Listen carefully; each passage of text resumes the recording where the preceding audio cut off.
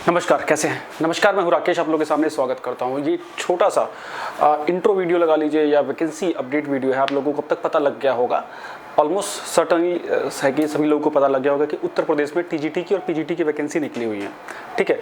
और उसके नोटिफिकेशन को थोड़ा सा डिस्कस करेंगे और फिर आप लोग अपनी चीज़ों को लेकर आगे बढ़िए। ज़्यादातर चीज़ें आप लोगों को पता ही है, एक ब्रीफ बातें फटाफट बता देते हैं और की पॉइंट्स जो कुछ हैं, जो आप लोगों की समस्याएं शायद उसमें रिजॉल्व हो जाएंगी। इसको लेके बड़ी समस्या रहती है, एलिजिबिलिटी को लेके वो बात कर लेंगे, कंटेंट को लेके वो बात कर लेंगे, क्या पढ़ना चाहिए इसके लिए, और वैकेंसीज कितनी हैं। वैकेंसीज देखिए सामने ये लगा हुआ है, ये टीजीटी की पोस्ट हैं, ट्रेड ग्रेजुएट टीचर्स की, जितनी ये अलग अलग विभागों में करीब 15 अलग अलग विषय में ये आपको करीब 3200 के आसपास पद मिले हैं। अब इस पे बात बेमानी है कि कितने पद हैं, कब पद कम है, बहुत ज़्यादा है, क्या है, नहीं है, वो सब चीज़ें बेमानी है। मुद्दा ये है कि आपको प्रिपरेशन करनी है और मेरे ख्याल से एक साल के अंदर ही दूसरी वैकेंसी है टीजीटी पीजीटी की। लास्ट ईयर भी अच्छी क्वांटिटी में, आई थिंक 10,000 से ऊपर दोनों टीजीटी पीजीटी मिला के आई थी। तो ये 3200 वैकेंसी है और आपको 5TC में करना है, सर्टेनिटी यही है। अपने पद आप देख सकते हैं, जो बड़े विषय हैं, जो कॉमन विषय हैं, जो ज़्यादातर परीक्षाएं पूछे जाते हैं, उसमें वैकेंसी नंबर ऑफ सीट्स थोड़ी सी ज़्यादा है। जैसे इंग्लिश में आपके 511 है, हिंदी में 508 है, गणित में हिंदी 509 है, गणित में 508 है। सोशल में बल्कि उस कंपैरिजन में थोड़ी कम है सीटें, 337 है। बेसिकली सोशल का कंटेंट हम लोग भी अपने चैनल पे जो पढ़ाते हैं तो सोशल के पोर्शन को ध्यान में रखा जाता है। तो हमारा अगर ध्यान देखें तो सोशल के थोड़े से सीटें थोड़ी सी कम हैं। संस्कृत की 264 हैं, ठीक है। अब देखिए हिंदी और संस्कृत वालों को थोड़ा ना इसमें फ़ायदा होता है, बिकॉज एलिजिबिलिटी को लेकर ना बहुत से लोग फंस जाते हैं यहाँ पे, खासतौर से हिंदी में। तो हिंदी वालों के लिए जेन्युइन चांसेस है, मैं बता दूँ आपको। फिजिकल एजुकेशन में आपको 157 सीटें हो रही हैं, साइंस में लगभग 500 सीटें हैं, होम साइंस में लगभग 139 सीटें हैं, आर्ट में 132, कॉमर्स में तो बहुत ही कम सीटें मिली हैं, 38 सीटें हैं, ठीक है। उसके बाद म्यूज़िक में, एग्रीकल्चर में, फिर बायोलॉजी में, जीव विज्ञान में आपको जा रही हैं 49 सीटें, काफ़ी कम सीटें हैं। उर्दू में आपकी 12 सीटें और संगीत में आपका 4 सीटें हैं। मेनली जो ये आपको क्राइटेरिया होगा, ये आपको बताने की नीड नहीं है, ये जिसका जो एडवर्टाइजमेंट था वो पहले ही मैंने आप लोगों को दे दिया है। अब इसकी एलिजिबिलिटी को लेके बात करते हैं फटाफट। और ये जो एग्ज़ाम है, ये परीक्षाएं जो होंगी, इसके बाद जो आप नौकरी करेंगे वो यूपी सरकार के एडेड स्कूल, जो यूपी के गवर्नमेंट स्कूल होते हैं, सरकार के द्वारा सहायता प्राप्त स्कूल होते हैं, और सब कुछ वो सरकारी ही होता है। तो उसके लिए निश्चिंत हो जाइए, एक बात, ठीक है। जो लास्ट ईयर जिन लोगों ने एग्ज़ाम दिए थे, सेलेक्ट होकर वो ज्वाइनिंग कर चुके हैं वो लोग, ठीक है। तो बिल्कुल ये एग्ज़ाम भी आप लोग देखेंगे कि जल्द ही होने में आपको देखने को मिलेगा भी। तो प्रिपरेशन के लिए आपको रेडी रहना है। तो सिर्फ आप 2-3 बातों के बाद फिर कंटेंट की बात करेंगे। अब देख लेते हैं थोड़ी सी बात एलिजिबिलिटी की। एलिजिबिलिटी बहुत ज़रूरी है, कोई भी भर सकता है। और एक और बात, इसके लिए अपर एज लिमिट कोई नहीं है। तुम 50 साल के हो तो भी भर सकते हो, बस आपको 21 साल से छोटा नहीं होना है, ठीक है। 1 जुलाई को डेट काउंट होगी। 1 जुलाई 2022 से पहले आप, मतलब 2022 तक आप 21 साल के हो चुके हो तो आप इस पद के लिए एलिजिबल हैं, इन परीक्षा को भरने के लिए एलिजिबल हैं। अब देख लेते हैं फॉर्म फिलिंग कब से स्टार्ट है। आज से फॉर्म फिलिंग स्टार्ट है और ऑनलाइन अप्लाई कर सकते हैं आप। 9 तारीख से फॉर्म फिलिंग स्टार्ट है और इसको 3 जुलाई तक इसका इनिशियली फॉर्म भरा जाएगा। उसके बाद उसके और प्रोसेस है पैसा जमा कराने का, और फाइनल सबमिशन 9 तारीख। क्यों लफड़ा पालना लास्ट टाइम में, पता लगा वेबसाइट क्रैश हो गई। एलिजिबल है, भरने का मन है, भरना चाहते हैं, मूड बनाओ, आजकल में काम करके ख़त्म कर दो, ठीक। अब देखिए इसमें 2-3 चीज़ आपको थोड़ा ध्यान देने होगी, जो मोटी मोटी बात। जिस लोगों ने पिछली बार पेपर दिया था सबको पता होगा, करीब 125 क्वेश्चन आते हैं, 125 क्वेश्चन आते हैं 4 नंबर के। नंबर का अर्थ नहीं है कितने भी अंकों के हो, क्वेश्चन 125 आते हैं, ठीक है। वो आपको हल करने होते हैं, बस उसी के आधार पर आपको मेरिट लगेगी। कोई इंटरव्यूज़ में नहीं होता है। सीटेट पेपर 2 या यूपी टेट पेपर 2 क्वालिफाई आपको इसमें होना चाहिए। पीजीटी के लिए ऐसा कुछ नहीं है। अब देखिए, अब यहाँ पे फॉर्म किस प्रकार भरना है, साधारण सी बातें हैं, ये आप लोगों को अनुमान होगा, ये देख भी लेंगे। इसमें कुछ नई चीज़ बताने के लिए एज सच नहीं है। फ़ी जो है वो जनरल के लिए 700 है, फिर बाकी कैटेगरीज के अलग अलग रेट्स हैं, देख सकते हैं। इसमें जो मैंने जो पोस्टें बताई थी ना, अभी पोस्ट जो मेल फीमेल में ये अलग अलग होती है, तो उसमें टेंशन नहीं लेनी है। जो फीमेल्स हैं वो मेल में भी अप्लाई कर सकती हैं, लेकिन एक ही सेक्शन में अप्लाई कर सकती हैं, है ना। इस चीज़ को आपको थोड़ा ध्यान देना होगा। पीजीटी में शायद ऐसा है, तो कंफ्यूज नहीं होना है। मेनली मैं चीज़ जो पहले एलिजिबिलिटी को लेके खोज रहा हूँ, एलिजिबिलिटी मिल जाए हमको तो देखते हैं। देखो यहाँ ये जैसे लिखा हुआ है कि टीजीटी पद के लिए 500 अंकों का एक पेपर होगा, जिसमें टोटल 125 क्वेश्चन होंगे। मतलब हर क्वेश्चन 4 नंबर का होगा, एमसीक्यू टाइप क्वेश्चन होगा, 2 घंटे का पेपर होगा, ठीक है। ये चीज़ क्लियर कर लीजिए। अब इसके बाद देखिए अब ये बाकी सब चीज़ें जनरल हैं, इतना कुछ हो नहीं है।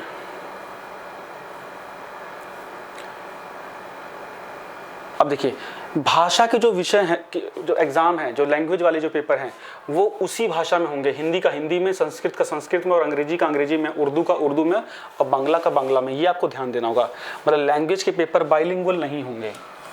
हिंदी का हिंदी में, संस्कृत का संस्कृत में, इंग्लिश का इंग्लिश में, उर्दू का उर्दू में, और बांग्ला का बांग्ला में।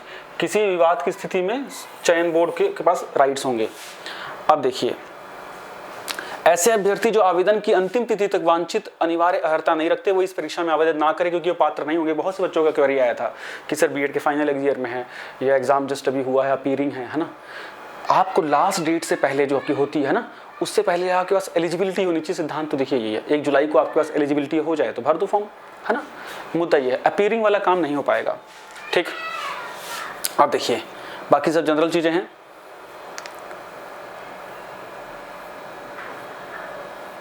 ये कुछ सर्टिफिकेट्स हैं जो लगाने होते हैं, जो अगर कोई पर्टिकुलर क्राइटेरिया ऑप्ट करता है, कोई कोटा ऑप्ट करता है।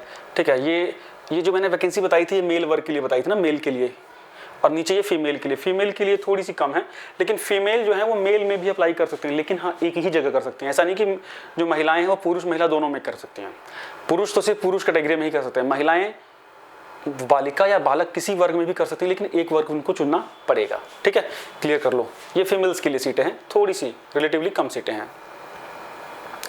अब आते हैं एलिजिबिलिटी के ऊपर। हिंदी की एलिजिबिलिटी मतलब टीजीटी हिंदी के लिए क्या चाहिए, ये बहुत ध्यान से देख लीजिए। बीए में हिंदी के साथ साथ एवं लिखा है, प्लस में संस्कृत भी चाहिए भाई। ग्रेजुएशन में आपके पास संस्कृत होनी चाहिए टीजीटी हिंदी के अप्लाई करने के लिए, ये बहुत की पॉइंट है। इसीलिए हिंदी में बहुत सी चीज़ें छंट जाती हैं।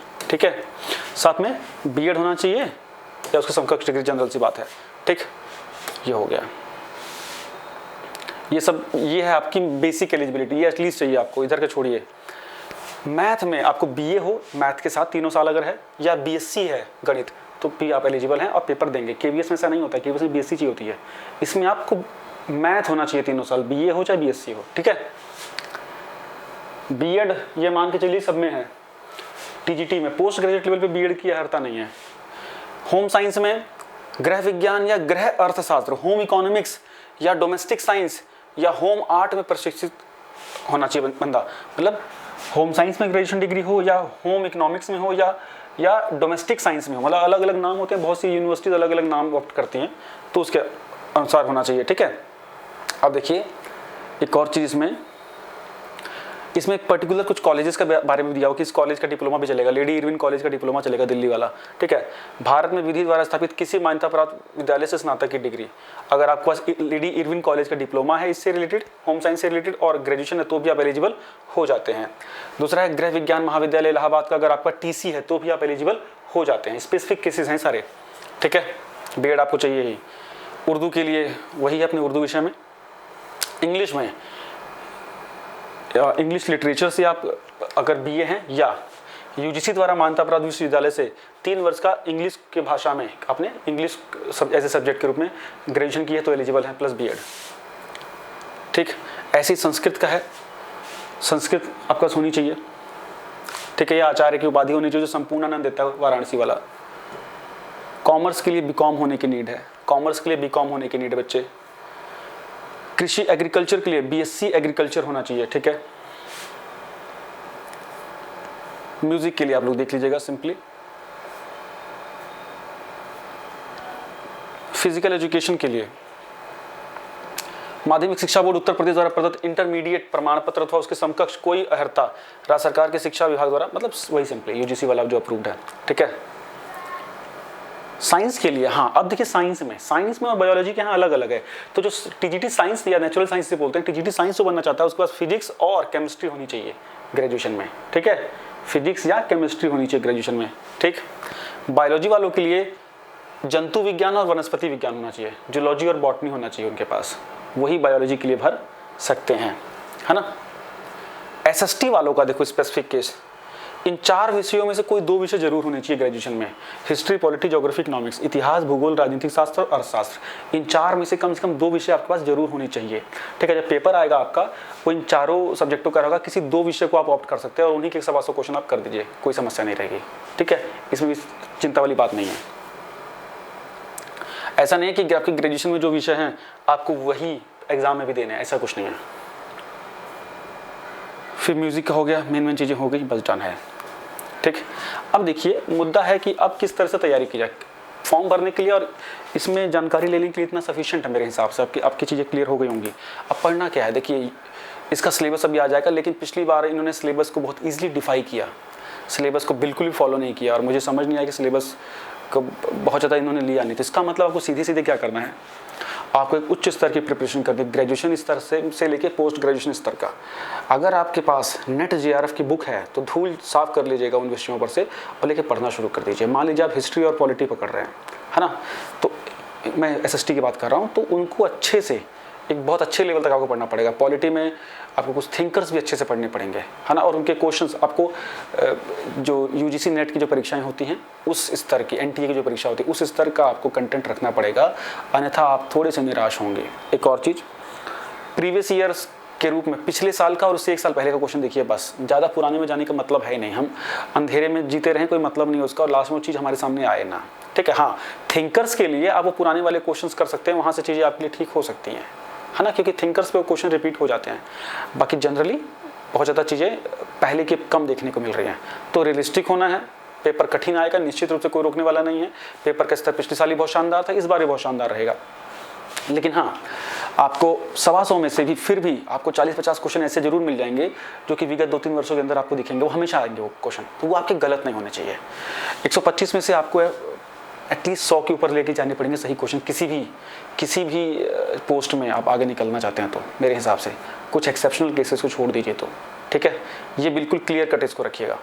पोस्ट पीजीटी एग्जाम के लिए भी, टीजीटी एग्जाम के लिए, मैं दोनों के लिए यही बता रहा हूँ।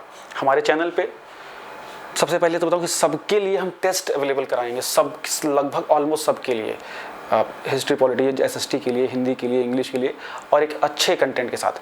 इसके साथ साथ सोशल साइंस की जो है वो क्लासेस भी हम लोग कोशिश करके रन करने की कोशिश करेंगे, मौका मिलेगा तो। अभी देखो हमारे जैसे पीसीएस के लेक्चर हैं, 12 जून के बाद पीसीएस के लेक्चर के बाद हम लोग टीचिंग एग्जाम की ओर ज़्यादा फोकस करेंगे। केवीएस और अभी यूपीटीजीटी की वैकेंसी आई तो इसके ऊपर फोकस करेंगे मेनली, है ना। क्वेश्चंस को खींच के करते रहिएगा, ज़्यादा लंबे भाई पड़े मत रहिए कि समय हमको मिल सकता 5 ज़्यादा लंबा समय मिलेगा, उतना उम्मीद कम लग रही है। दूसरी बात ये भी मत सोचिएगा वैकेंसी बहुत कम है तो हमारा होगा नहीं सोच लिया तो फिर होगा भी नहीं, ये भी सच्चाई है। 32 वैकेंसी में भी हो जाएगा आपका, खींच के पढ़िए, बस मैं बता रहा हूँ आपको। हिंदी वाले, संस्कृत वाले, एसएसटी वाले बढ़िया से पढ़िए। पिछले बार का पेपर मैं आपको ग्रुप में डालने जा रहा हूँ, उसको अच्छे से थॉरली पढ़े, 2-3 दिन देखिए क्या पूछ रहा है पेपर, क्या चीज़ें। ठीक है, सिलेबस में भी डिस्कस करेंगे, तब आसानी होगी आपको। ठीक है, थोड़ा सा पीजीटी के बारे में भी देख लेते हैं। पीजीटी क्या बोल रहा है, पीजीटी में भी आपको सिर्फ एलिजिबिलिटी ही बतानी है, बहुत ज़्यादा तो उसमें कोई और कुछ है नहीं, बाकी सारी लगभग सेम सीटें हैं। अब ये देखिए करीब 624 पोस्ट हैं भाई। ठीक है, पोस्ट ग्रेजुएशन के लिए। इसमें पोस्टर दिखा दूं, फीस का स्टैंडर्ड वही है, फीस इतनी ही ली जाएगी, फॉर्म की डेट्स वगैरह भी सारी वही हैं। ठीक है, कोई भी फॉर्म भर सकता है, टेंशन नहीं है बिल्कुल भी दम। अच्छा देखो, पीजीटी में ना रिटन एग्जाम के बाद इंटरव्यू भी है। रिटन एग्जाम है 425 नंबर का, 50 नंबर का इंटरव्यू और 25 नंबर है हायर क्वालिफिकेशन के। अगर आप डॉक्टर हैं या एमएड वगैरह हैं तो उसके मार्क्स मिल जाएंगे, है ना। एमसीक्यू पेपर होगा इसका भी। अभी क्या बोल रहे हैं, साक्षात्कार के लिए अंकों के आधार पर मेरिट छांट लें, वो 3-4 गुना 5-6 गुना बुला लेते हैं लोगों को। ये बेसिक चीजें हैं, इसमें समस्या नहीं। हम सीधे चलते हैं एलिजिबिलिटी की ओर बच्चे।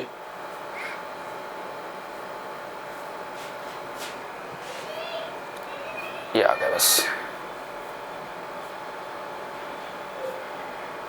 ये आपका एलिजिबिलिटी आ गई। पॉलिटिकल साइंस में आपको 30 सीटें हैं बच्चे, एलिजिबिलिटी नहीं सॉरी, ये आपकी पोस्ट आ गई। पीजीटी केमिस्ट्री में आपको 39 हैं, फिजिक्स में 38 हैं, बायोलॉजी में 47 है, पोस्ट ग्रेजुएट की बात हो रही है। ज्योग्राफी में 51 है, मैथमेटिक्स में 22 हैं, इंग्लिश में 62 हैं। ये किस मेल कैटेगरी की है ना, पुरुष वर्ग की है ना। सोशियोलॉजी में 22 हैं, इकोनॉमिक्स में 54 हैं, अच्छी खासी हैं इस बार तो भाई इकोनॉमिक्स में। हिस्ट्री में 14 हैं, हिंदी में 81 हैं, एग्रीकल्चर में 12 हैं, एजुकेशन में 8 है, मनोविज्ञान में 7 है, संस्कृत में 40 है, वेरी गुड, कॉमर्स में 14 है, ठीक है, आर्ट्स में 8 है, फीमेल कैटेगरी में 75 सीटें हैं, ये थोड़ी कम है भाई, है ना, तो बस ना के बराबर ही हैं, देख लीजिएगा आप लोग। मैंने ये PDF टेलीग्राम ग्रुप में डाल दिए, फिर से डाल दूंगा, क्वेश्चन पेपर भी मॉर्निंग तक उसके आपको मिल जाएंगे अब तक के। अब देखो हिंदी वाले वही चाहिए भैया, इसमें भी संस्कृत चाहिए ग्रेजुएशन में, ठीक है ना, साथ में PG तो होनी चाहिए आपको। हाँ, अब क्या है कि बीएड अगर आप बीएड आपकी नहीं है तो भी, और MA है तो आप तो आप PGT का फॉर्म भर सकते हैं। बीएड प्रेफरेंशियल क्वालिफिकेशन है, वहाँ आपको वो एक्स्ट्रा वाले नंबर मिल सकते हैं, लेकिन ऐसा नहीं कि फॉर्म नहीं भर सकते, तो फॉर्म तो देखो भर सकते हो, ठीक। इस चीज़ को क्लियर कर लो। मैथमेटिक्स में MA MSc चाहिए, होम साइंस में वही सारी है, सीधे मतलब PG डिग्री है बस इनकी, जो हमने डिस्कस किया था ग्रेजुएशन वाली TGT में, वैसी सेम उसी की PG वाली इसके लिए। इंग्लिश के लिए भी किसी ट्रेनिंग कॉलेज से ILT डिप्लोमा या किसी मान्यता प्राप्त विश्वविद्यालय से एजुकेशन में डिग्री या डिप्लोमा रखने वाले को प्राथमिकता दी जाएगी। अच्छा, MA होनी चाहिए इंग्लिश में, ठीक है, प्लस अगर ये भी है तो थोड़ी सी वो मिलेगी, मान्यता मिलेगी, पहले एग्जाम क्लियर हो पहले तो। संस्कृत में MA, कॉमर्स में MCOM, एग्रीकल्चर में MSc AG, अर्थशास्त्र में MA अर्थशास्त्र या MCOM अर्थशास्त्र, शायद BCom में भी होना चाहिए अर्थशास्त्र, ठीक है। पॉलिटिकल साइंस में MA पॉलिटिकल, और अगर देखो 3 साल का उसकी जो ग्रेजुएशन अगर उसने पॉलिटिकल ऑनर्स से की है तो भी PGT के लिए एलिजिबल है, ये इंपॉर्टेंट है। अगर पॉलिटिकल साइंस में ऑनर्स है, ग्रेजुएशन लेवल PG नहीं है लेकिन ऑनर्स है तो भी एलिजिबल है वो। हिस्ट्री में MA हिस्ट्री या एंशिएंट इंडिया में हिस्ट्री है, कई बहुत सारे कॉलेज एंशिएंट में कराते हैं, मेडिवल में कराते हैं, तो स्पेसिफिक में तो वो भी एलिजिबल है। भूगोल में MA MSc ज्योग्राफी, अगर ज्योग्राफी ऑनर्स है तो भी एलिजिबल है, ठीक। मनोविज्ञान में साइकोलॉजी में MA या MEd अगर है, अगर आप सिर्फ MEd भी हैं तो भी साइकोलॉजी के लिए एलिजिबल है। सोशियोलॉजी में, ठीक है, ग्रेजुएशन में सोशियोलॉजी ऑनर्स है तो भी एलिजिबल है। केमिस्ट्री में बायोकेमिस्ट्री भी वाले भी एलिजिबल हैं, PG वाले, ठीक है।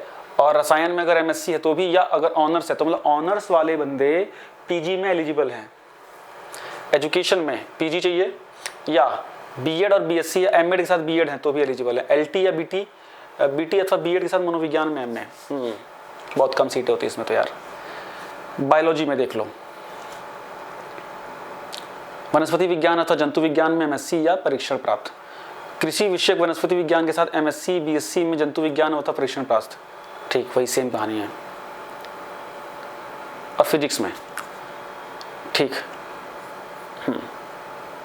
अब इन्होंने फिजिक्स में ऑनर्स वाला नहीं डाला हुआ यार, तो फिजिक्स वाला भी ऑनर्स वाला मत मान के चलिएगा, क्योंकि इन्होंने मेंशन नहीं किया है, समस्याएं खुद खड़ी करते हैं लोग, ठीक है। तो ये चीज़ें हो गई, बाकी सब तो वही बात है, पेपर का लेवल होगा और नेट JRF लेवल का। और एक और चीज़ बताता हूँ, PGT और PGT में अब आपकी किसको फोकस करें, एक को लेके पकड़ के चलिएगा, सारी नावों पे चलने से फ़ायदा देखो है नहीं, है ना। TGT का मन करे तो TGT रगड़ के दो, PGT करना तो PGT ही दो, दोनों नाव में मत कूदना, ठीक है। मिलते हैं नए लेक्चर में, PCS का लेक्चर आएगा, शायद आज लाइव नहीं हो पाए तो अपलोडेड लेक्चर होगा, इसके प्रिपरेशन के लिए लग जाओ। ऐप पे इसके ऑलरेडी हम लोगों ने खूब सारे क्वेश्चन डाले हुए हैं, है ना, TGT PGT के अगर आप देखेंगे तो। इसके अलावा जो भी सोशल साइंस वालों के लिए ऑलरेडी क्वेश्चंस हैं उस पर, और बाकी लोगों के लिए टेस्ट जल्दी ही आप लोग अपलोड कर दी जाएंगे। टेलीग्राम ग्रुप में जरूर जुड़ जाइएगा सारी इन्फॉर्मेशन के लिए, ठीक है। चलिए, thank you so much, bye bye.